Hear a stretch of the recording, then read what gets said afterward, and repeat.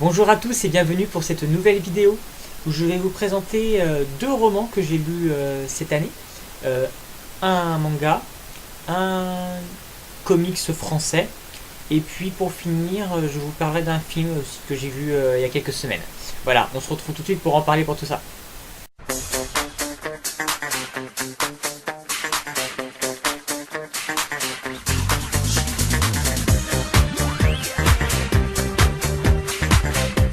Donc le premier roman que je vais vous parler, c'est Soulbreaker de Christophe Lambert aux éditions Bayard. Donc ce qui m'avait attiré dans ce livre, c'est la couverture que je trouvais très jolie, donc j'étais super intrigué et j'ai voulu donc le lire. L'histoire, donc ça se passe en Amérique en 1936. On suit un jeune garçon, Teddy, qui a 15 ans, qui vit avec sa sœur et son père, et en fait ils partent en fait d'où ils habitent pour aller dans une contrée où l'avenir serait meilleur, dans cette période un peu compliquée au niveau des États-Unis à cette époque.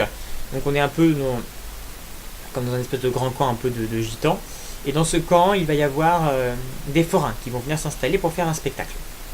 Les deux enfants vont vouloir assister à ce spectacle de magie et contre l'avis de leur père. Et suite après au départ des forains, sa sœur ne va plus du tout être la même. Elle ne va plus parler, ne plus manger. Elle est comme vide, comme si elle n'existait plus, quoi. Elle est consciente, mais voilà, elle a un mal inconnu. Encore, il ne sait pas du tout ce qui s'est passé. Et Teddy se doute qu'il s'est passé quelque chose lors de cette représentation de cette fête foraine. Donc il va partir en quête de ces forains pour essayer de sauver du coup sa sœur.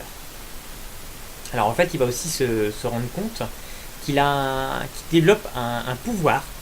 Il peut s'imaginer qu'il sort de son corps pour voyager et il voit des choses, et du coup il voit où est potentiellement les forains. Donc il va lui arriver toutes sortes d'aventures à travers ce voyage, à travers l'Amérique. Je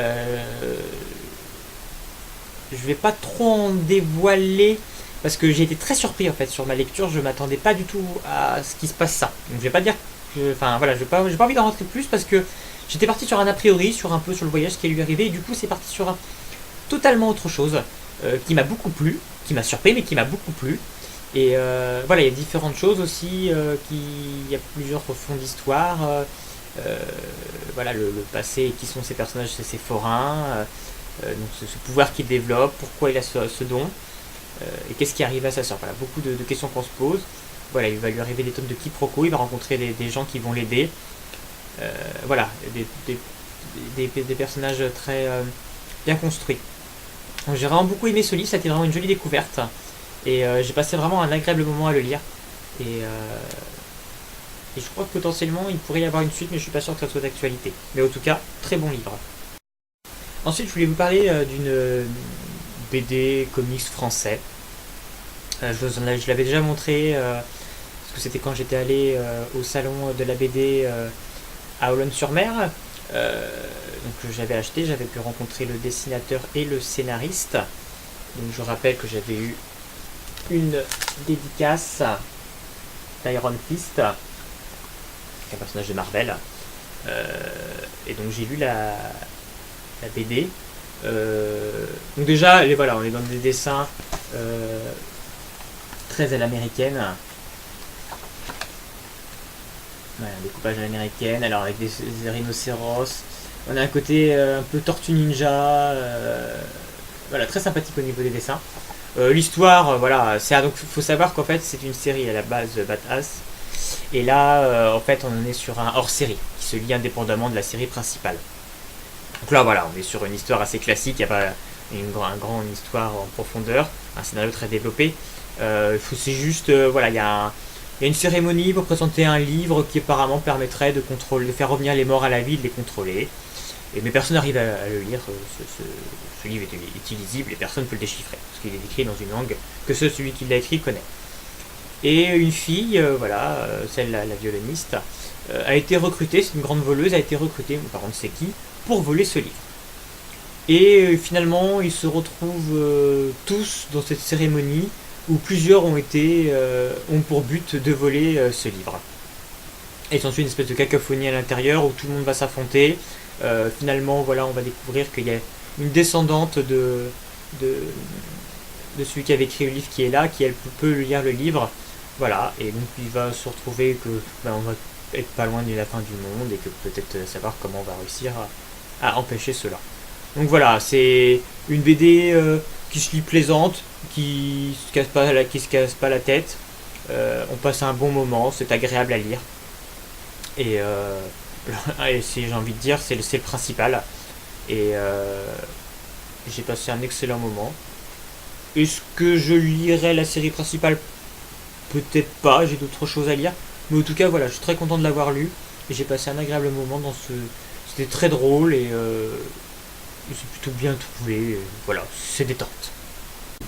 Alors, le deuxième roman que je voulais vous présenter, que j'ai lu cette année, a été pour moi, je pense, l'un des gros coups de cœur que j'ai eu cette année au niveau de mes lectures. Je pense qu'il fait partie du top 3 des meilleures lectures que j'ai fait cette année.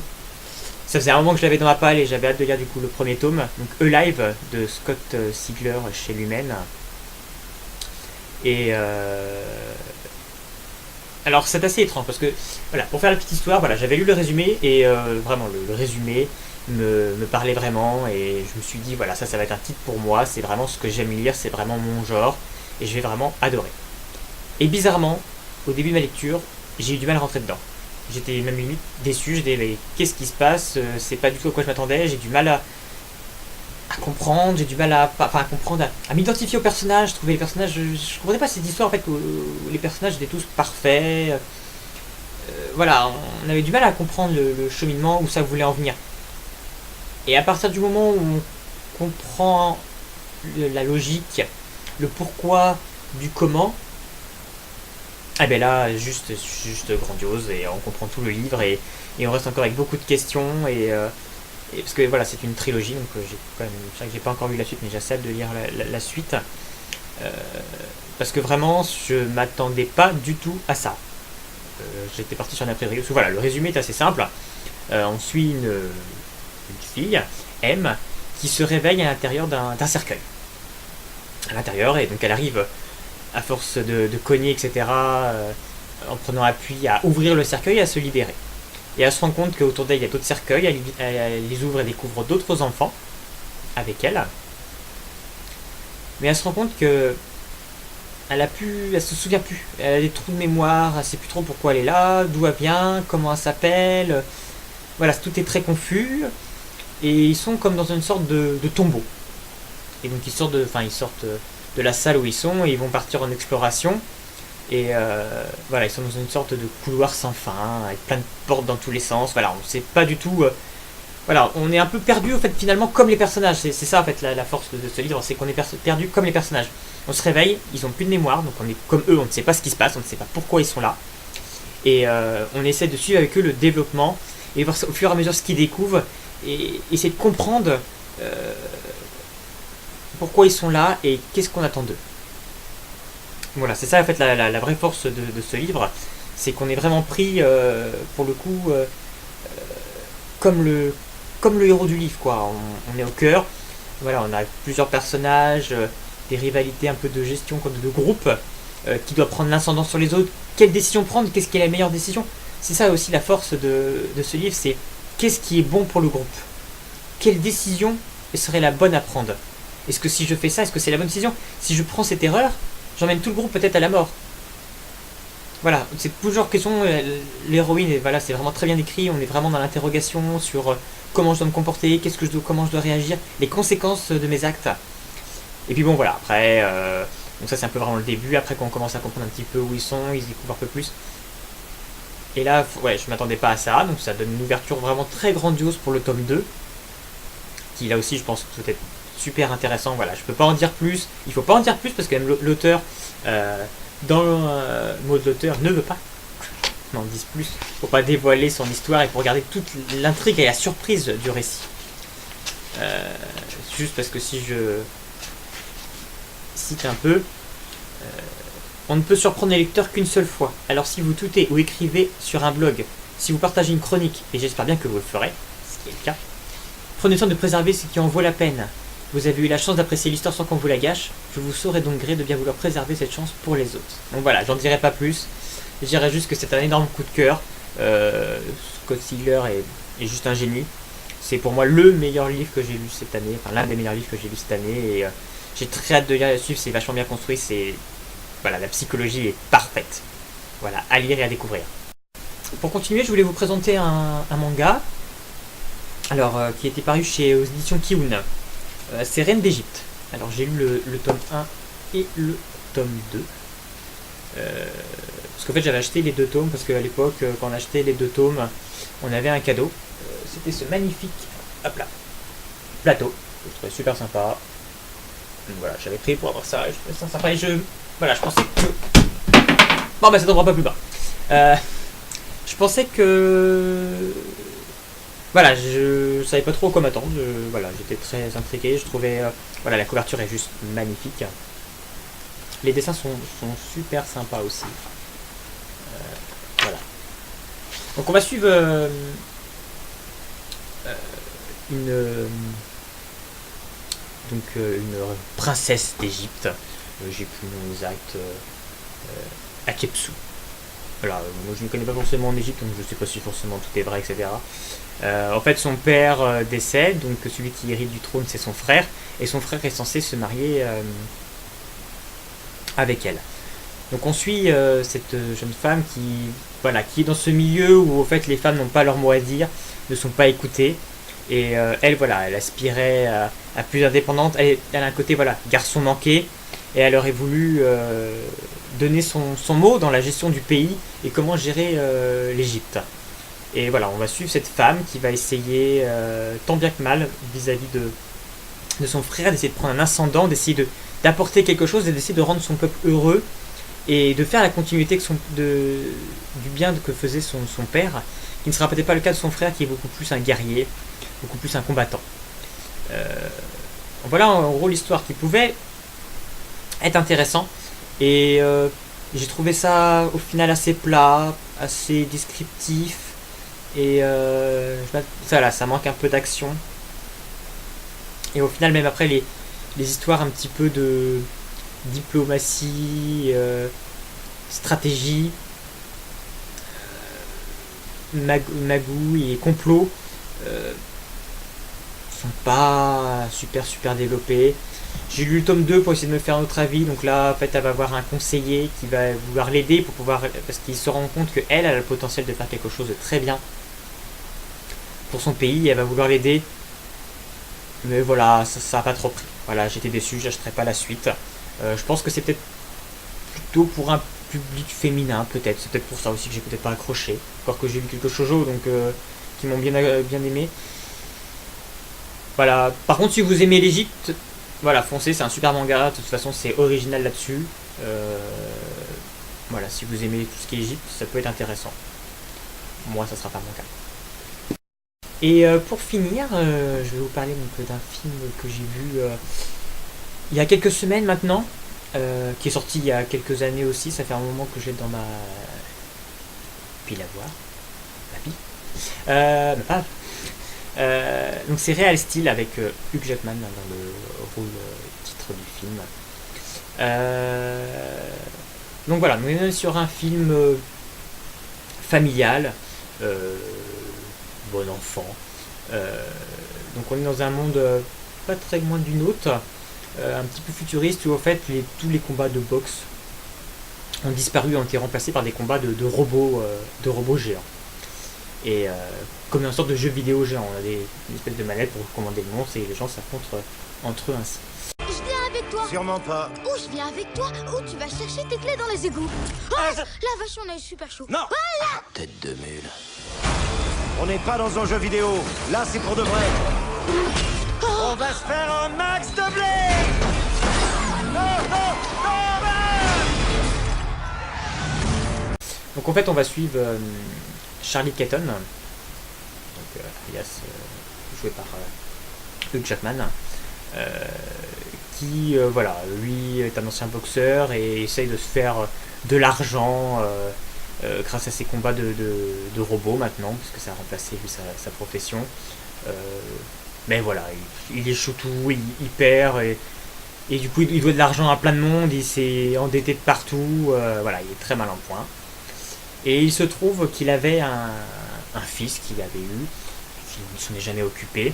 Mais hélas, la mère est décédée, donc forcément on est venu à lui pour lui dire qu'il faut qu'il cède ses droits parentaux, du coup à la sœur de sa mère, pour qu'il s'en occupe. Et quand il va au tribunal, il se rend compte que le mari donc de la sœur de son ex-femme est quelqu'un de très riche. Donc il en profite, il essaie de jouer pour dire si vous voulez la garde de l'enfant, il faut donner de l'argent. Voilà. Donc en gros, il vend son fils. Mais il y a un deal qui est mis, c'est qu'il doit quand même passer l'été avec son fils, et après, il donnerait effectivement les droits. Donc voilà, il va passer ce temps avec son fils. Voilà, le fils va tout de suite comprendre qu'il le vend, qu'il n'en a rien à faire. Mais malgré tout, voilà, il va y avoir au fur et à mesure une complicité qui va se créer entre les deux parce qu'ils vont partager cette passion pour les combats de robots.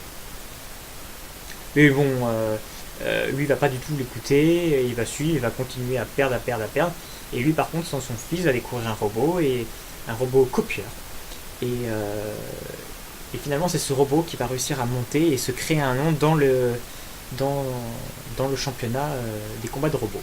J'ai tout fait de travers avec ce gamin. Pour une fois, je voudrais faire quelque chose de bien. Hypercule-toi! Ouais! $25 dessus. Retenez bien son nom, Atto! Un robot à suivre de près! Donc on suit cette relation père-fils, puisqu'il est ça qui est mis en avant, finalement au fur et à mesure. Finalement la vision que va avoir forcément Hugh Jackman par rapport à son fils va changer. Et voilà, le film est là-dessus est très bon, donc voilà, ça véhicule de très bonnes valeurs. On passe un agréable moment, les combats de robots sont très bien faits, les effets spéciaux là-dessus sont très bons. Voilà, bon, la fin est assez téléphonée, mais voilà, c'est plein de bons sentiments, c'est familial, c'est très bien réalisé. Hugh Jackman est très bon, je l'ai trouvé très bon dans ce film. Et non, on passe vraiment un agréable moment, et parlait peut-être de faire un 2, donc pourquoi pas, après le film se regarde tout seul, et voilà. Voilà, je vous remercie beaucoup pour ceux qui auront pris la peine de regarder cette vidéo. Je vous laisse le soin si vous voulez faire un petit commentaire, si vous avez un avis, si vous aussi vous avez lu ou vu ce que je vous ai présenté. Sinon, on se retrouve bientôt pour une prochaine vidéo, et encore merci beaucoup, et à bientôt.